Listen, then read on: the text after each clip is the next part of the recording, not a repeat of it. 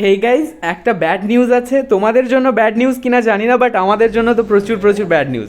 তো last evening আমি আর আবির bike ride করছিলাম, তো আমাদের অ্যাক্সিডেন্ট হয়ে গেছিলো। হ্যাঁ গাইজ, ঠিকই শুনেছো, আমাদের অ্যাক্সিডেন্ট হয়ে গেছিলো। তো গাইজ দেখো, হাতের অবস্থা পুরো ছিঁড়ে টিড়ে গেছিলো। আবিরের তো অনেক জায়গায় লেগেছিলো, বাট আমার তেমন কেটে যায়নি, বাট অনেক বেশি উল্টে পড়ে গেছিলাম, তো অনেক বেশি পেন করছিল গাইজ।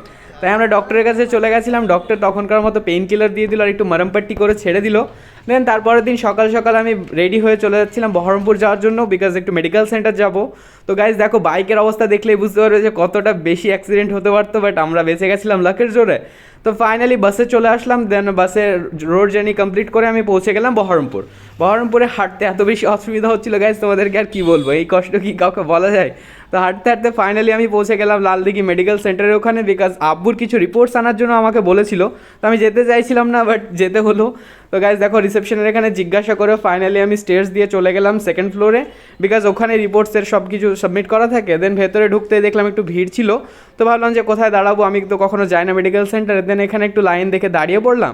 তো বিল টিল সব কিছু যেহেতু পেইড করা ছিল, তেমন কিছু করতেই হয়নি, জাস্ট রিসিপ্টটা আমি ম্যামকে জমা দিয়ে দিলাম। তো উনি আমার রিপোর্ট কার্ডগুলো সব আমাকে দিয়ে দিল। তো সেগুলো নিয়ে সিঁড়ি দিয়ে হাঁটতে হাঁটতে আমি নিচে চলে আসলাম। তো এখন আমি গাইজ বাড়ি যেতে থাকি, আর তোমরা ভিডিওর জন্য চ্যানেলটাকে ফলো করে নিও।